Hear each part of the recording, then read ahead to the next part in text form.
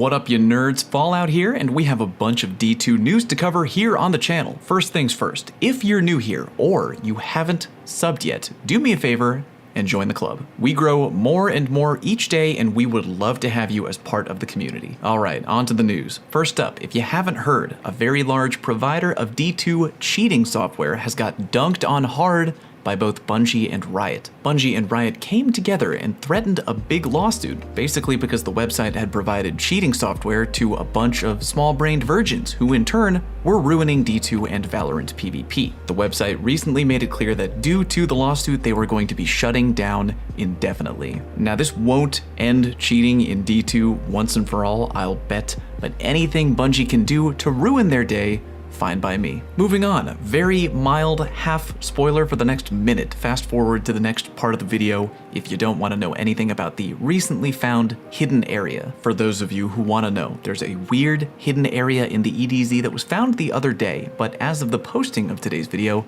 nothing has come from it yet. You gotta shoot a wooden panel in the wall with your Hawkmoon, and doing so will reveal a new tunnel that you can go into and explore. There are switches on the walls and caverns, but as of right now, it doesn't lead anywhere. The end of the area is blocked off by an invisible wall. We can only imagine that this may be future content, likely tied in with finally being able to get random rolls on the Hawkmoon. As soon as we know what that tunnel's for and what content it is tied to, I will let you know. Plowing ahead, Bungie put out their first TWAB of 2021, and it is packed with good info. Link in the video description if you want to read the whole thing on your own, but I will give you a highlighted version. First, Bungie is bringing back gear from both the Dreaming City and from the Moon. If the Dreaming City or Moon armor is earned via playing the dungeon, i.e. Shattered Throne or Pit of Heresy, the armor will drop with high stats. The armor drop from the final chest will no longer be masterworked, but it will drop with 7 armor energy and is guaranteed to drop with at least a 16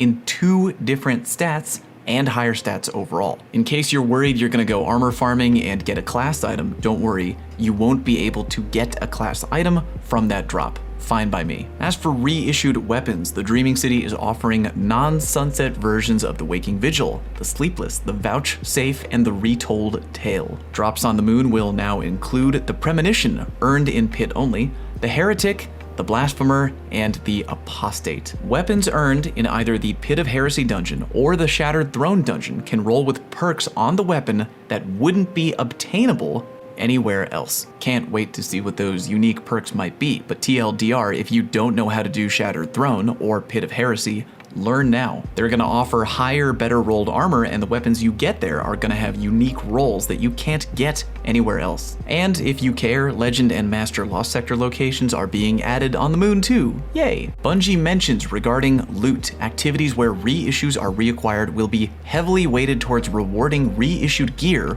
over capped gear. For example, in the Dreaming City, if you have already obtained an infusion capped weapon, it will not drop for you again. Moving on, time to talk about vendors and tokens. Bungie is adding 2 new unique weapons to each of the 3 playlists, i.e. Gambit Strikes and PvP. Those weapons are in addition to the ones added in Season of the Hunt, which will continue to have a small chance at dropping. Starting in Season 13, i.e. in about 4 weeks, Bungie is making it so that we'll finally actually give a about resetting our valor in PvP. Every season from here on out, our vendor will have a brand new row of reputation rewards. You'll be able to earn these as you play and level up that playlist. These rewards include items like upgrade modules, enhancement cores, even prisms. When you hit max valor and it's finally time to reset, you'll be rewarded with an Ascendant Shard. After resetting, you'll be able to re-earn each rank up reward all over again, with the exception of the Ascendant Shard. However, after you've reset your valor once and claimed your shard, the next time you reset your valor, you'll get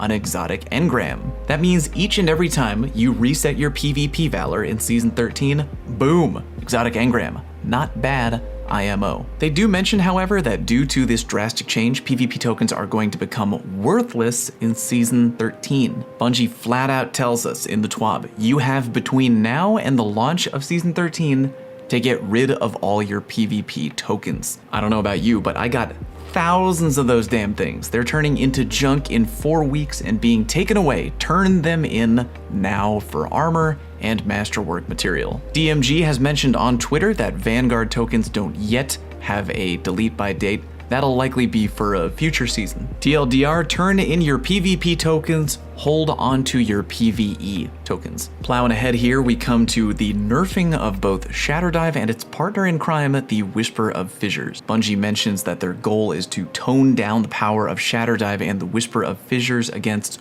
Guardians that will go live with update 3.0.2, set to drop on January 19th. You might have noticed I said they're nerfing damage against Guardians, meaning that if you're a PvE player who loves Shatterdive, don't worry, nothing is changing for you. In PvP, Shatterdive now has falloff versus an unfrozen target. The max range damage is being toned down, and the damage reduction you get while doing Shatterdive is being toned down, but not going away completely. Whisper of Fissures, i.e. how much damage your glacier nades do to people when you break them, is getting changed too. The damage is being taken down across the board versus regular Guardians and Guardians in their super. With the reduction in damage, it looks like you'll no longer be able to flat out nuke a Guardian coming at you in their super with one Shatterdive combo. Bungie mentions that they're looking into changing the power of the Behemoth roaming super. Right now, that super is dummy strong, but Bungie wants to see how the changes to Shatterdive and Fissures pan out before potentially over-tuning the Behemoth. Side note from yours truly, with the nerf to Shatterdive and to Whisper of Fissures, be prepared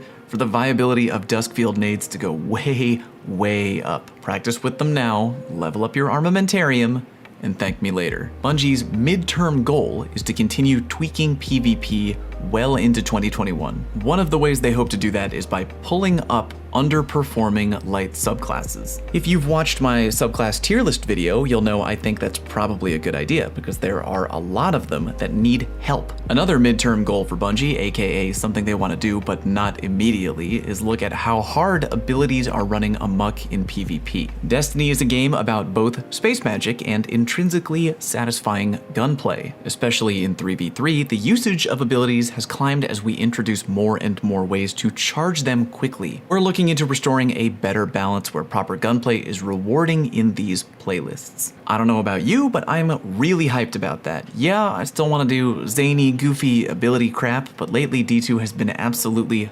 dominated by ability spam. Moving forward, they want to find a better balance between goofy ability usage and gunplay. I'm all about it. Update 3.0.2, aka the one where they're going to tweak Shatterdive and Fissures, that is happening on Tuesday, January 19th. A couple other things that are going to get corrected with that patch are on the following list. A few things here that really leap out to me. Players could get out of the environment on several PvP maps. Hell yeah, change that immediately. It is making trials really annoying. The weapon perk Unrelenting was not triggering health regen lately. Lol, thought I was going crazy. And Bungie is fixing the glitch where you can get unlimited shelter from the storm in the first encounter of the Deepstone Crypt raid. Damn. Means I'm gonna have to actually learn the route now, rather than mindlessly drifting around with all the time in the world. Also, they're patching the thing where Cloud Strike hits on the Divinity Bubble counted as 2 precision hits. I'm thinking that may affect people who try to bring Cloud Strike to the Taniks fight. Roll double shotgun anarchy, bruh. And that is pretty much it. Of course, there's other stuff in there too, known issues that Bungie has on their mental to-do list, but if you want to read through that, click the link to the TWAB and check it out. IMO, no real reason for me to go over them because there's no date for when they intend on fixing those issues. If you enjoyed today's video, go ahead and click the like button, it helps me out a bunch, and let me know down in the comment section what upcoming change you are looking forward to the most. Thank you all very much for watching, and I'll see you next time.